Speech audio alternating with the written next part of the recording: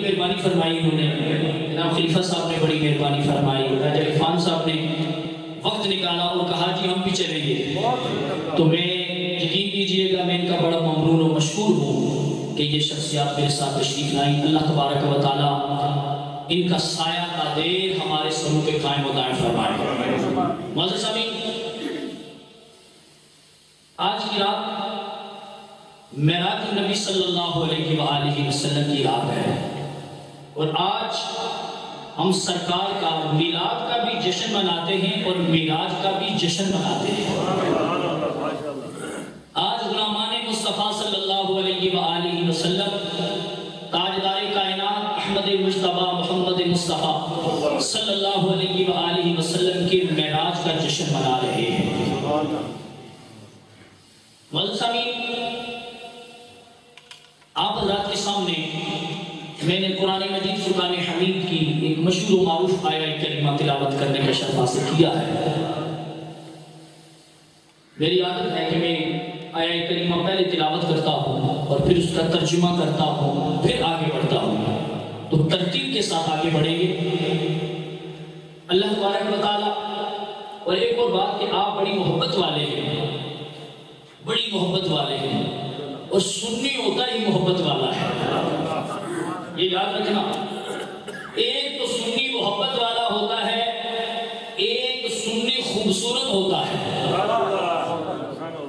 آپ کہیں گے کہ کسی سنی کا رنگ کالا ہے تو وہ بھی خوبصورت ہے، میں کہوں گا وہ بھی خوبصورت ہے، وہ بھی خوبصورت ہے۔ خوبصورت وہ ہوتا ہے جس کا عقیدہ خوبصورت ہو۔ خوبصورت کون ہوتا ہے؟ جس کا عقیدہ خوبصورت ہو۔ دیکھیے ابو لہب بڑا خوبصورت تھا، بڑا چٹا گورا اس کا رنگ تھا، کہتے ہیں اس کے چہرے میں سورج گردش کرتا تھا، پر رب نے فرمایا محبوب یہ ہے تو خوبصورت پر بڑا بدصورت ہے، بڑا بدصورت ہے۔ کیوں؟ اس لیے کہ یہ تیرا مخالف ہے، لیکن حبش سے آنے والا کالا کلوٹا بلال، رب نے فرمایا محبوب ہے تو کالے رنگ والا لیکن بڑا خوبصورت ہے، اس لیے کہ پیارے محبوب یہ تجھ سے محبت کرتا ہے۔ تو پتہ یہ چلا کہ چٹا ہونا یا کالا ہونا یہ معیار نہیں ہے، معیار یہ ہے جو کملی والے سے محبت کرتا ہے خوبصورت ہے، جو کملی والے کا بے ادب ہے وہ بدصورت ہے۔ نعرہ تکبیر، نعرہ رسالت، نعرہ تحقیق، نعرہ حیدری، نعرہ غوثیہ، جشن میلاد مصطفیٰ، جشن میلاد مصطفیٰ، اللہ اللہ اللہ۔ اور دیکھیے یہ یاد رکھنا، یہ علماء بیٹھے ہوئے ہیں، میں ذمہ داری کے ساتھ کہہ رہا ہوں، یہ آپ کے جتنے پیارے پیارے چہرے ہیں یہ کملی والے کبھی بھی انہیں جہنم میں جلنے نہیں دیں گے، جلنے نہیں دیں گے۔ دیکھیے جب میرے پیارے آقا صلی اللہ علیہ وآلہ وسلم نے دیا قلبی کو دیکھا تھا تو دیا قلبی نے کلمہ بھی نہیں پڑھا تھا۔ جب میرے نبی کی نظر دیا قلبی پہ پڑی تو میرے کملی والے نے فرمایا یا اللہ اتنے خوبصورت چہرے کو جہنم کی آگ میں جلائے گا، اتنے خوبصورت چہرے کو جہنم کی آگ میں جلائے گا۔ بس میرے نبی کا یہ کہنا تھا، رب نے دیا قلبی کو قبول فرما لیا۔ اگر دیا قلبی کے متعلق میرے نبی نے فرمائے یا اللہ اتنا خوبصورت چہرہ جہنم میں جلائے گا تو آپ سب مجھ سمیت سب کے بارے میں کیا خیال ہے؟ کیا میرے کملی والے چاہیں گے کہ میرے امتیوں کو جلایا جائے؟ کبھی نہیں چاہیں گے۔ تو جو میرا آقا چاہیں گے رب بھی وہی چاہے گا۔ تو اس لیے آپ بڑے خوبصورت ہو، بڑے حسین و جمیل ہو، بڑی محبت والے ہو، پر اسی محبت کو سامنے رکھتے ہوئے آپ نے میرا ساتھ دینا ہے۔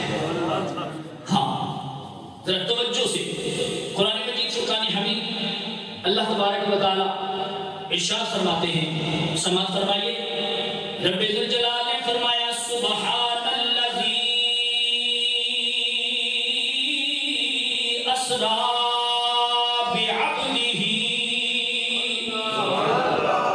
بعبده ليلا من المسجد الحرام إلى المسجد الأقصى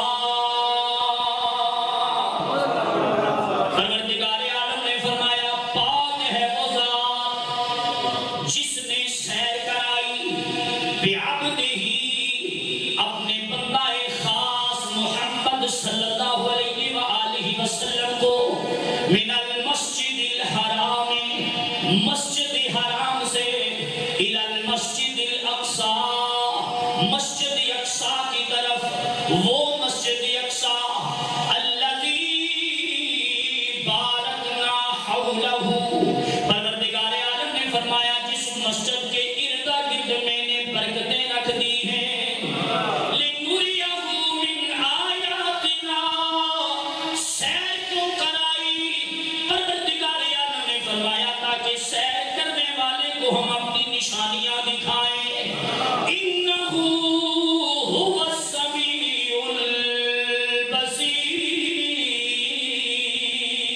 البصیر بے شک وہ سنتا ہے دیکھتا ہے یہ تو آیت کریمہ کا لفظی ترجمہ ہے اب دیکھیے معراج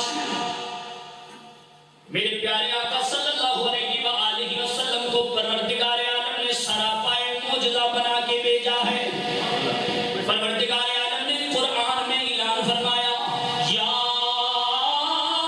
ایہا الناس قد جاءکم برہان من ربکم وانزلنا الیکم نورا مبینا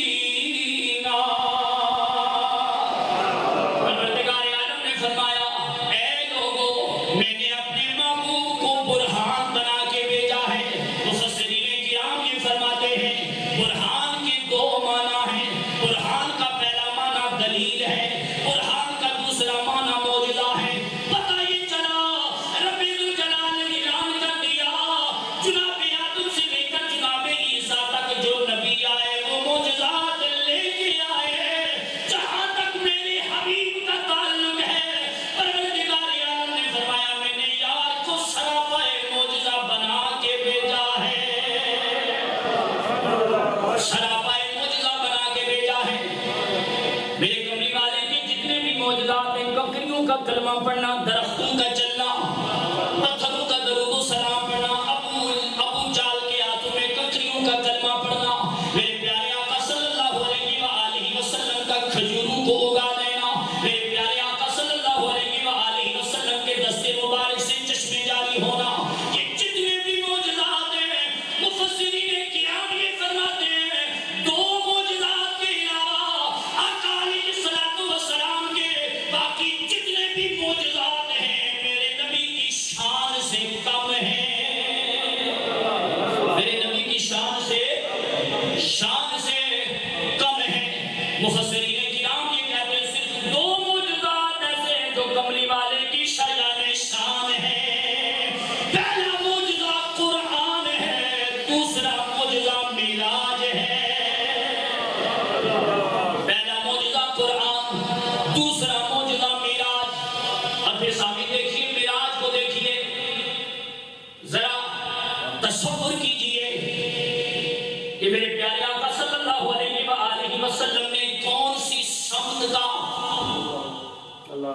میرے نبی نے انتخاب فرمایا اگر میرے آقا صلی اللہ علیہ وآلہ وسلم کو مشرق کی سیر کرائی جاتی تو دنیا والے کہتے کہ مشرق میں تو کملی والے سے پہلے بھی لوگ گئے ہیں اگر میرے نبی شمال کی طرف سیر کرتے تو دنیا والے یہ اعتراض کرتے کہ یہ کون سا کمال ہے شمال میں تو پہلے بھی دنیا والے گئے ہیں اگر میرے نبی مغرب کا سفر کرتے سیر کرتے دنیا والے بھی کہتے جو معراج کے منکر ہیں انہوں نے یہ کہنا تھا کون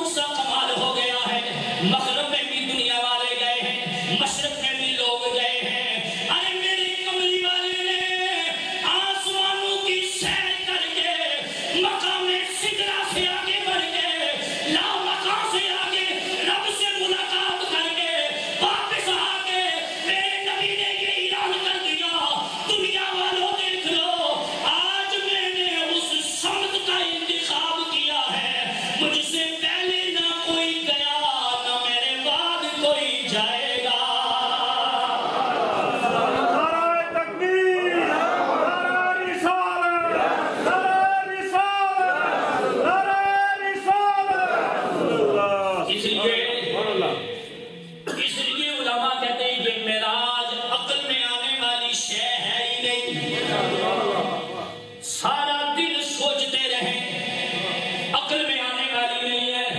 اس لیے پنجابی کا شاعر کہتے ہیں سی معراج ایک راز محبت دا